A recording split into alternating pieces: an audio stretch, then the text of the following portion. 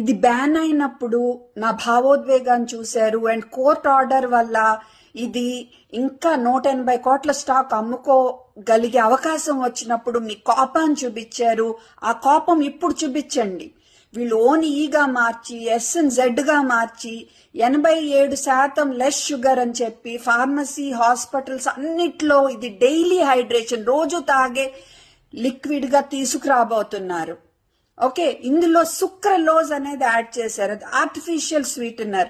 మీ diet coke ఇటులో add చేస్తా చూసారా, అలాంటిది.